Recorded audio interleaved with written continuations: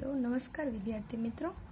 હવે ત્યાર પછીનું આપણું ચેપ્ટર નંબર 2 પ્રાણીઓમાં પોષણ ન્યુટ્રિશન ઇન એનિમલ્સ। હવે આપણે પોષણ વિશે છઠ્ઠાની અંદર સમજી ગયા કે પોષણ એટલે શું, અને આ ઉપરાંત આપણે ચેપ્ટર 1 ની અંદર જોયું કે વનસ્પતિમાં પોષણ પાઠ જોયો, તો એની અંદર વનસ્પતિ પોષણ કઈ રીતે મેળવતી હતી અને પોષણ મેળવીને વનસ્પતિ છે એ પોતાનો ખોરાક કઈ રીતે તૈયાર કરતી હતી, આ બધી બાબતો આપણે જોઈ। અને વનસ્પતિના ઘણા બધા અંગો છે, તો વનસ્પતિના એ બધા અંગોની અંદર કયા અંગની અંદર ખોરાક બનાવવાની ક્રિયા થતી હતી, તો કે પર્ણની અંદર। એવી જ રીતે પ્રાણીઓમાં પણ પોષણ, જો પ્રાણીઓને પોષણ મળશે, હા જેમ વનસ્પતિ છે સ્વાવલંબી છે એ રીતે પ્રાણીઓ સ્વાવલંબી નથી, પરંતુ પ્રાણીઓની અંદર પોષણની પદ્ધતિ અને પોષણ કઈ રીતે મળે છે, તો પ્રાણીઓ છે એની અંદર બધા આવી ગયા, નાના સૂક્ષ્મ જીવજંતુથી માંડી અને મનુષ્ય સુધીના બધા પ્રાણીઓ આવી જાય, પણ એની અંદર પણ પોષક તત્વોની જરૂરિયાત હોય, પછી એ ખોરાકને ગ્રહણ કરે છે, ત્યારબાદ એના શરીરની અંદર એ ખોરાકનો શું થાય છે, વપરાશ, અને પછી એ જે તે પ્રાણીને શું મળી રહે છે, પોષણ। તો પ્રાણી પોષણની અંદર પહેલા તો જોઈએ કે કઈ કઈ બાબતનો સમાવેશ થાય છે। પ્રાણી પોષણમાં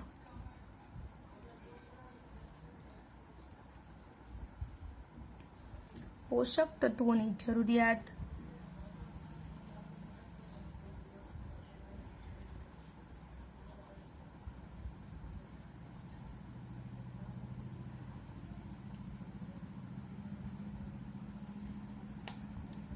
ખોરાક ગ્રહણ કરવાની પદ્ધતિ,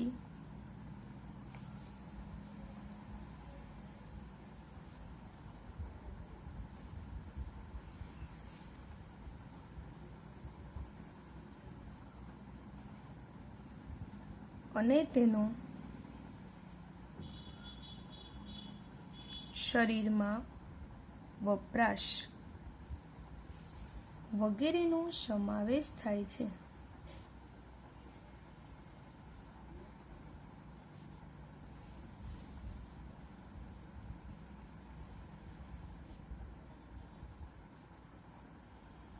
હવે પ્રાણી પોષણની અંદર પહેલા આટલી બાબતોને આપણે ધ્યાનમાં રાખવાની છે કે પોષક તત્વોની જરૂરિયાત, ખોરાક ગ્રહણ કરવાની પદ્ધતિ અને તેનો શરીરમાં વપરાશ, આ બધી બાબતોનો સમાવેશ થશે। સૌથી પહેલા તો પોષક તત્વોની જરૂરિયાત। હવે પોષક તત્વોની જરૂરિયાત એટલે શું, પોષક તત્વો ક્યાં ક્યાં છે, પહેલા તો કાર્બોદિત, પ્રોટીન, ચરબી, વિટામિન, ખનિજ ક્ષાર, આ બધા આપણા પોષક તત્વો છે, બરાબર। પછી આપણે એ પોષક તત્વોને ગ્રહણ કરીએ છીએ ખોરાક સ્વરૂપે, કયા સ્વરૂપે ગ્રહણ કરીએ છીએ, ખોરાક સ્વરૂપે, ખોરાક ગ્રહણ કરવાની પદ્ધતિ, અને પછી એનો શરીરમાં આપણે શું કરીએ છીએ, વપરાશ, અને તેનો શરીરમાં વપરાશ વગેરે બાબતોનો એની અંદર સમાવેશ થાય છે પ્રાણી પોષણની અંદર, કે પ્રાણી પોષણમાં પોષક તત્વોની જરૂરિયાત, ખોરાક ગ્રહણ કરવાની પદ્ધતિ અને તેનો શરીરમાં વપરાશ વગેરેનો સમાવેશ થાય છે। અને ત્યાર પછી આપણે જોઈએ, સૌથી પહેલા તો કાર્બોદિત નામનું પોષક તત્વ છે, આપણને ખબર છે, અને એ પહેલા બધા સજીવો છે એનો વૃદ્ધિ ને વિકાસ થાય છે। જ્યારે આપણે કંઈ પણ લાગે છે શરીરની અંદર, તો એ બધાનું સમારકામ થઈ જાય છે ને, એ કઈ રીતે પોસિબલ બને છે, તો કે જ્યારે આપણે કોઈ પણ ખોરાક ખાઈએ છીએ ને, તો એ ખોરાકનું પાચન થાય છે, પછી આપણા શરીરને એમાંથી પોષણ મળે છે, અને પછી એનું લોહી બને છે, ને જે તે શરીરના બધા અંગો સુધી એ લોહી પહોંચે છે, અને પછી એ જે જગ્યાએ આપણે લાગ્યું છે એ જગ્યાએ નવા નવા કોષો બનવાની શું થઈ જાય છે, શરૂઆત, અને આપણા જે કોષની અંદર લાગેલું છે એ કોષ આપણા પાછા સાજા થઈ જાય છે, મતલબ કે જે તે અંગ પછી આપણું છે એ કાર્ય કરી શકે છે। એના પછીનું જોઈએ કાર્બોદિત। હવે કાર્બોદિત વિશે આપણે જોયું કે કાર્બોદિત જેવા ઘટકો જટિલ હોય છે। કાર્બોદિત નામનું જે પોષક તત્વ છે ને એ પોતે કેવું છે, જટિલ છે। કાર્બોદિત પોષક તત્વ છે એ પોતે જટિલ છે। આવા જટિલ ઘટકો તે જ સ્વરૂપે ઉપયોગમાં લઈ શકાતા નથી, એટલે આપણે એનું સરળ સ્વરૂપમાં રૂપાંતરણ કરવું જરૂરી છે। હવે જટિલ ઘટકો છે, કાર્બોદિત પોતે પોષક તત્વ છે, પણ એ કયા સ્વરૂપે છે, જટિલ હોય, મતલબ કે એનું ડાયરેક્ટ પાચન ન થઈ શકે, સૌથી પહેલા એ જટિલ ઘટકને આપણે સાદા સરળ સ્વરૂપમાં શું કરવું પડશે? રૂપાંતરણ. એ જટિલ ઘટકને સાદા સરળ સ્વરૂપમાં રૂપાંતરણ કરવું પડે. એ પણ જે પણ જટિલ ઘટક છે એનું આપણે શું કરશું? સાદા સરળ સ્વરૂપમાં રૂપાંતર. કાર્બોદિત પોતે કેવું છે? જટિલ. કાર્બોદિત શું છે? પોષક તત્વ. પણ એ જટિલ સ્વરૂપે હોય. જટિલ સ્વરૂપે આપણા શરીરની અંદર ના ચાલે. એ જટિલ સ્વરૂપ છે એને આપણે સાદા સરળ સ્વરૂપમાં રૂપાંતરણ કરવું જરૂરી છે. આના ઉપરથી આપણે પાચન, કે જેને અંગ્રેજીમાં કહેવામાં આવે છે ડાયજેશન, જટિલ ઘટકોનું પાચનની વ્યાખ્યા જોઈએ. પાચન કોને કહેવાય? તો કે જટિલ ઘટકોનું સરળ સ્વરૂપમાં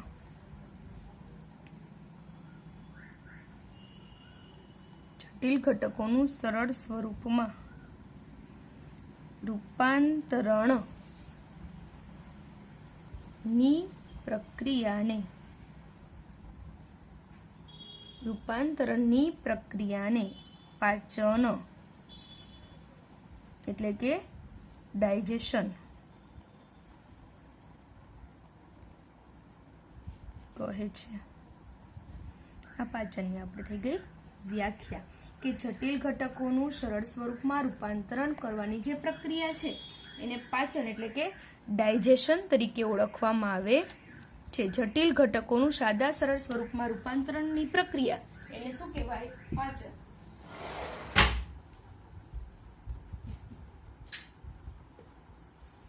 આ થઈ ગઈ આપણી પાચનની વ્યાખ્યા કે જટિલ ઘટકો છે. કાર્બોદિત પોતે કેવું હતું? જટિલ. એને આપણે સાદા સરળ સ્વરૂપમાં એનું રૂપાંતરણ કર્યું. એટલે જટિલ ઘટકોનું સાદા સરળ સ્વરૂપમાં રૂપાંતરણ કરવાની પ્રક્રિયાને પાચન એટલે કે ડાયજેશન કહેવામાં આવે છે. હવે જટિલ ઘટકો જોઈએ કે ક્યાં ક્યાં છે, કેવી રીતે જટિલ ઘટકો છે. દાખલા તરીકે આ જટિલ ઘટક છે.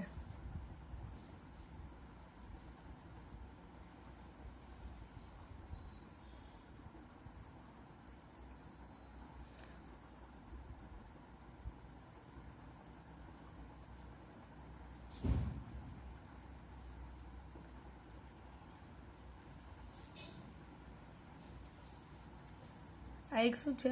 જટિલ ઘટક. દાખલા તરીકે આપણે આ જટિલ ઘટક જોઈએ. આપણા કંઈ ખોરાકનો કોઈ પણ કણ છે, દાખલા તરીકે જટિલ ઘટકો સ્વરૂપે છે. જટિલ ઘટકો.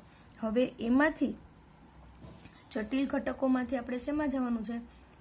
સાદા સરળ સ્વરૂપમાં જવાનું છે. એટલે સરળ ઘટકો.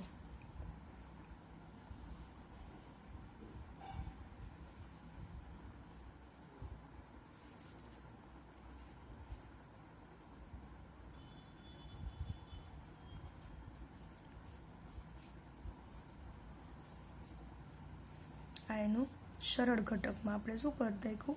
રૂપાંતરણ. ટૂંકમાં આ રીતે ડિવાઈડ થઈ જવું જોઈએ. તો આ જટિલ ઘટક હતું એનું આપણે શેમાં રૂપાંતરણ કર્યું? સરળ ઘટકોમાં. બરાબર છે. આ જટિલ ઘટક હતું એનું રૂપાંતરણ આપણે કર્યું સાદા સરળ ઘટકોમાં. કોઈ પણ એક જટિલ ઘટક છે. આ દાખલા તરીકે આને માની લઈએ આપણે પોષક તત્વો માની લઈએ કે આ પોષક તત્વ છે. આ પોષક તત્વ દાખલા તરીકે કાર્બોદિત નામનું પોષક તત્વ છે. પણ એ કયા સ્વરૂપે છે? જટિલ સ્વરૂપે છે.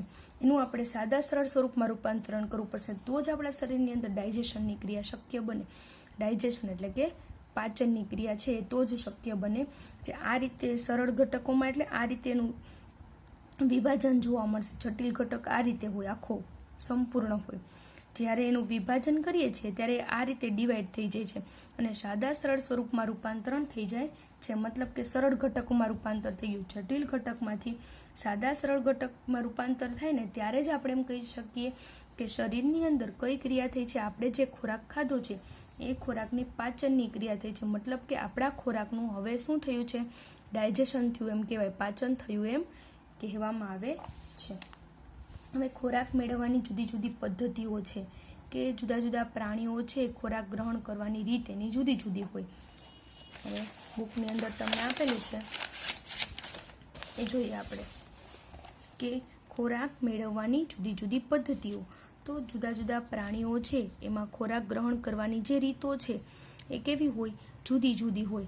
મધમાખી અને હમિંગબર્ડ એ વનસ્પતિમાંથી રસ ચૂસે છે, જ્યારે નાનું બાળક અને ઘણા પ્રાણીઓ એની માતાના દૂધ ઉપર નભતા હોય છે. પછી અજગર છે જેવા સાપ પ્રાણીઓને ગળી જાય છે. અજગર જેવા સાપ છે એ પ્રાણીઓને શું કરે છે? ગળી જાય. એટલે બધાની જે ખોરાક ગ્રહણ કરવાની પદ્ધતિઓ છે એ કેવી છે? અલગ અલગ. ઘણા છે મધમાખી અને હમિંગબર્ડ છે વનસ્પતિમાંથી રસ ચૂસે છે. નાનું બાળક અને ઘણા પ્રાણીઓ છે એની માતાના દૂધ ઉપર નભતા હોય છે. પછી અજગર જેવા સાપ છે એ પ્રાણીઓને ગળી જાય છે. એટલે ટૂંકમાં બધાની પદ્ધતિઓ કેવી છે? કોક ચૂસે છે, કોક ગળે છે, કોક ખોરાકને ગ્રહણ કરે છે, કોક એને ચાવે છે. કેટલાક જલીય પ્રાણીઓ આસપાસ તરતા ખોરાકના સૂક્ષ્મ કણોને તારવી એટલે કે ગાળીને ખાઈ જાય છે. મતલબ કે ખોરાકની જે ગ્રહણ કરવાની પદ્ધતિઓ છે બધાની કેવી છે? અલગ અલગ છે. ગોકળ ગાય છે એનો ખોરાકનો પ્રકાર અલગ હશે, એની પદ્ધતિ કંઈક અલગ હશે. કીડી છે તો કીડી એનાથી નાના સૂક્ષ્મ જીવજંતુ, દાખલા તરીકે ખાંડનો કણ ખાતી હોય તે પોતાના શરીરની અંદર લઈ જાય છે. એ ખોરાક ગ્રહણ કરવાની પદ્ધતિ છે. સમડી છે, હમિંગબર્ડ, જૂ, મચ્છર, પતંગિયું, મધમાખી આ બધાની ખોરાક ગ્રહણ કરવાની પદ્ધતિઓ કેવી હશે? અલગ અલગ. જેમ કે કોક ખોતરીને ખોરાક ગ્રહણ કરતું હશે, કોક ચાવીને, કોક નળી જેવા મુખાંગો દ્વારા પકડીને અને ગળીને કે ચૂસીને વગેરે. એટલે બધા પ્રાણીઓ છે એની પોષણની જે પદ્ધતિ છે, પોષણ મેળવવાની પદ્ધતિ અને ખોરાક ગ્રહણ કરવાની રીત પણ કહી શકાય. અને એનો ખોરાકનો જે પ્રકાર છે પણ અલગ અલગ હોઈ શકે. કોક પ્રાણીઓ છે ખોરાક તરીકે રોટલી, દૂધ એનો ઉપયોગ કરતા હોય છે, કોક છે માંસ ખાતા હોય છે. અને જે રીતે એનો ખોરાકનો પ્રકાર છે એ જ રીતે પાછી એની ખોરાક ગ્રહણ કરવાની રીત પણ છે. ત્યાર પછી એક તમને ઉદાહરણ આપ્યું છે તારા માછલીનું. આપણે જોઈએ તારા માછલી વિશે કે તારા માછલી છે એ ખોરાક ગ્રહણ કરવાની આ ઘણા બધા પ્રાણીઓ આપ્યા. હમિંગબર્ડ છે, સમડી છે, જૂ છે, મચ્છર છે, કીડી છે, ગોકળગાય છે. આ બધા પ્રાણીઓ છે એની ખોરાક ગ્રહણ કરવાની પદ્ધતિ અને એના ખોરાકનો પ્રકાર એ બધા વિશે આપણે અલગ અલગ સમજૂતી મેળવી. ત્યાર પછી આપણે એક મોટું ઉદાહરણ આપ્યું છે તારા માછલીનું. તારા માછલીનું આપણે ડીપલી ઉદાહરણ આપ્યું છે અને એની અંદર તારા માછલીની આપણે પહેલા તો આકૃતિ દોરશું.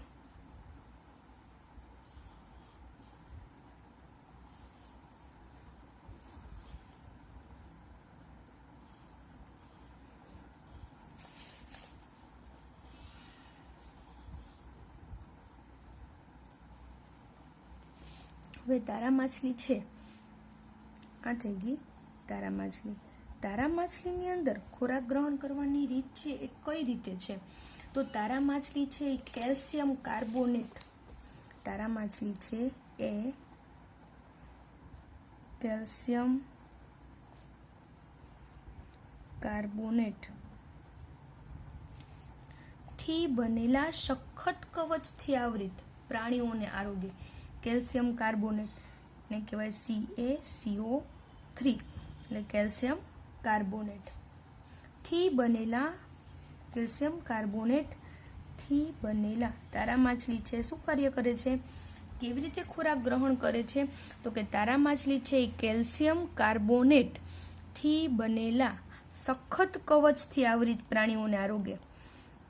કેલ્શિયમ કાર્બોનેટથી બનેલા સખત કવચથી આવૃત પ્રાણીઓને આરોગ્ય છે. એ શું કરે છે? તો કે પ્રાણીના કવચને ખોલીને, પ્રાણીનું કવચ પહેલા તો ખોલી નાખે. પ્રાણીઓના કવચને શું કરે? એ ખોલી નાખે છે. અને તારા માછલી છે એ પોતાનો જઠરનો ભાગ પેલા કવચને ખોલી નાખે. પછી શું કરે? તારા માછલી છે એ પોતાના જઠરનો ભાગ, એના જઠરનો જે ભાગ છે એ મોં દ્વારા બહાર કાઢે. એના જઠરનો ભાગ છે એ મોં દ્વારા શું કરશે? બહાર કાઢશે. એના જઠરનો ભાગ મોં દ્વારા બહાર કાઢે છે અને પછી એ નરમ પ્રાણીઓને ખાય છે. અને પછી એ નરમ પ્રાણીઓને શું કરશે? ખાઈ જશે. અને વળી જઠર પછી શરીરમાં પાછું જાય છે અને પછી પાચનની ક્રિયા શરૂ થાય. વળી પાછું જઠર છે પાછું એના શરીરમાં વયું જાય અને વળી પાછી પાચનની ક્રિયાની શરૂઆત થાય છે અને પાચનની ક્રિયા શરૂ થઈ જાય છે. આ થઈ ગયું તારા માછલી વિશે, કે તારા માછલીની પોષણ પદ્ધતિ કઈ રીતે છે.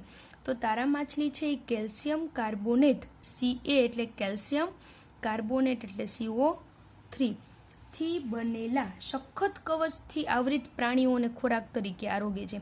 એટલે સૌથી પહેલા તો એ પ્રાણીનું શું કરી નાખે? કવચને ખોલી નાખે છે. ત્યારબાદ તારા માછલી છે એ પોતાના જઠ્ઠરનો ભાગ મોં દ્વારા બહાર કાઢે છે. ત્યારબાદ તારા માછલી છે એ પોતાના જઠ્ઠરનો જે ભાગ છે એને મોં દ્વારા શું કરે છે? બહાર કાઢે છે અને એ નરમ પ્રાણીઓને ખોરાક તરીકે ખાય છે. અને વળી પાછું જઠ્ઠર છે એને પાછું ક્યાં મોકલી દે છે? શરીરમાં. અને વળી પાછું એનું જઠ્ઠર જે મોં દ્વારા એને બહાર કાઢ્યું તે નરમ પ્રાણીને ખાઈને વળી પાછું જઠ્ઠર છે એના શરીરમાં પાછું જાય છે અને શરીરની અંદર પાછું જાય છે ને એટલે પાચનની ક્રિયા શરૂ થાય છે. આ રીતે તારા માછલીની પોષણ પદ્ધતિ આપણે જોઈ. સૌથી પહેલાં પાછું જોઈ લઈએ કે પોષણ કોને કહેવામાં આવે છે. હવે પોષણ કોને કહેવામાં આવે છે એ આપણને ખબર છે કે પોષણ એટલે શું. પોષણ કોને કહેવાય? તો કે જ્યારે આપણે કોઈ પણ પોષક તત્વો છે એનો ખોરાક તરીકે ઉપયોગ કરીએ છીએ ને આપણા શરીરની અંદર આ વૃદ્ધિને વિકાસ શક્ય બને છે ત્યારે જ આપણા શરીરને પોષણ મળ્યું એમ કહેવાય. એટલે આપણે અહીંયા પ્રાણીઓમાં પોષણ જોઈએ છીએ કે પ્રાણી પોષણની અંદર કઈ બાબતો મહત્વની છે. તો કે પોષક તત્વોની જરૂરિયાત, પછી ખોરાક ગ્રહણ કરવાની પદ્ધતિ અને તેનો શરીરમાં વપરાશ વગેરેનો સમાવેશ થાય છે. પોષક તત્વોની પહેલાં તો જરૂરિયાત હોવી જોઈએ. બધા પોષક તત્વો આવી જાય, કાર્બોદિત, પ્રોટીન, ચરબી, વિટામિન, ખનિજ ક્ષાર બધા. ત્યારબાદ પોષક તત્વો સામે પડ્યા છે તો ખાલી એમનેમ થવાનું નથી, એ ખોરાકને ગ્રહણ પણ કરવો પડે અને પછી શરીરની અંદર એનો શું થાય છે? વપરાશ. આ બધી બાબતોનો સમાવેશ કેમાં થશે? પ્રાણી પોષણમાં થશે. કેમાં થશે? પ્રાણી પોષણમાં આ બધી બાબતોનો સમાવેશ થશે. પોષક તત્વોની જરૂરિયાત, પછી એ ખોરાકને શું કરવાનો? ગ્રહણ, શરીરમાં એનો શું થયો? વપરાશ વગેરે બાબતોનો સમાવેશ થાય છે. હવે પેલું જ પોષક તત્વ આપી દીધું છે કે કાર્બોદિત. તો જોઈએ કે કાર્બોદિત દાખલા તરીકે જટિલ સ્વરૂપે હોય તો જટિલ સ્વરૂપના કોઈ પણ પોષક તત્વો છે એનું સીધું પાચન શક્ય નથી. એટલે જટિલ ઘટકોને સૌ પ્રથમ તો સાદા સરળ સ્વરૂપમાં રૂપાંતરણ કરવું પડે. જટિલ ઘટકોનું સાદા સરળ સ્વરૂપમાં રૂપાંતરણ કરવાની ક્રિયા એને જ પાચન કહેવામાં આવે છે, ડાયજેશન કહેવામાં આવે છે. કોઈ પણ પોષક તત્વો એ પોતે જટિલ સ્વરૂપે જ હશે, એનું એ જટિલ સ્વરૂપના પોષક તત્વોનું સાદા સરળ સ્વરૂપમાં રૂપાંતરણ કરવાનું છે અને તો જ એને પાચન થયું હોય કે ડાયજેશન થયું એમ કહી શકાય. હવે આ જટિલ ઘટકો છે એનું સાદા સરળ ઘટકોમાં આપણે રૂપાંતર કર્યું. ત્યારબાદ કોઈ પણ એક જટિલ ઘટક છે તો એનું સાદા સરળ સ્વરૂપમાં રૂપાંતર કઈ રીતે થાય? તો કે આ રીતે એનું જો વિભાજન થાય ને તો જ શક્ય બને. બાકી જટિલ ઘટકો છે એનું પાચન સીધું થઈ શકતું નથી. એનું સાદા સરળ ઘટકોમાં આ રીતે ડિવાઈડ થઈ જાય, એક સાથે કમ્બાઈન છે, આ રીતે એનું સરળ સ્વરૂપમાં વિભાજન થઈ જાય અને તો જ પાચનની ક્રિયા શક્ય બને. ત્યાર પછી તમને કીધું છે કે ખોરાક ગ્રહણ કરવાની પદ્ધતિઓ અલગ અલગ છે, કે જુદા જુદા પ્રાણીઓ છે એ ખોરાક તરીકે જુદી જુદા પ્રકાર હોય એના, પછી એની પદ્ધતિઓ અલગ હોય. ઘણા બધા પ્રાણીઓ છે, ગોકળ ગાય છે, શમડી છે, કાગડો છે, જૂ છે, મચ્છર છે, સાપ છે. ઘણા પ્રાણીઓ એવા છે કે જે એના નળીના મુખાંગો દ્વારા ખોરાક ગ્રહણ કરશે. ઘણા ચૂસે, ઘણા ગળીને ખાશે, ઘણા ચાવીને ખાશે, ઘણા ખોતરીને ખાશે. તો બધાના ખોરાકનો પ્રકાર પણ અલગ છે અને બધાની ખોરાક ગ્રહણ કરવાની પદ્ધતિ પણ કેવી છે? અલગ અલગ છે. એવી જ રીતે એક મોટું ઉદાહરણ તમને અહીંયા તારા માછલીનું આપેલું છે કે તારા માછલીની પોષણ પદ્ધતિ કેવી છે, એનો ખોરાકનો પ્રકાર કેવો છે, કે તારા માછલી કેવા પ્રકારનો ખોરાક ગ્રહણ કરે છે અને એની પોષણ પદ્ધતિ પણ કેવી છે. તો તારા માછલીની આ આકૃતિ છે અને તારા માછલી છે એ કોનો ખોરાક તરીકે પહેલા તો ઉપયોગ કરે છે? તો કે કેલ્શિયમ કાર્બોનેટ CaCO3 થી બનેલા સખત કવચથી આવૃત પ્રાણીને આરોગે છે અને ત્યારબાદ તારા માછલી છે એ પોતાના જઠ્ઠરનો ભાગ છે મોં દ્વારા બહાર કાઢે છે અને પછી એ નરમ પ્રાણીઓને ખાઈ જાય છે અને વળી પાછું એ જઠ્ઠરને અંદર જવા દે છે અને પછી પાચનની શરૂઆત થાય છે. એ કવચને પહેલાં તો ખોલી નાખે, કેલ્શિયમ કાર્બોનેટથી બનેલો સખત કવચ છે ને ખોલી નાખે છે. ખોલીને તારા માછલી શું કરે, પોતાના જઠરનો ભાગ છે એ ગમે ત્યાંથી, આ ઘણા બધા છે, પોતાના જઠરનો ભાગ છે ગમે ત્યાંથી અહીંથી શું કરે, બહાર કાઢશે. એ જઠરનો ભાગ બહાર કાઢે મોં દ્વારા, અને પછી એ ખોરાક તરીકે એ પ્રાણીને ખાય, એ નરમ પ્રાણીને ખાઈ જાય, કારણ કે કવચ તો ખોલી નાખ્યું હતું પહેલાં. અને પછી એ નરમ પ્રાણીનો ખોરાક તરીકે શું કરે છે, ઉપયોગ, અને વળી પાછું એ જઠરને પાછું ક્યાં મોકલી દે, શરીરની અંદર. આ રીતે તારા માછલી છે એ પોતાનો ખોરાક છે ગ્રહણ કરે છે.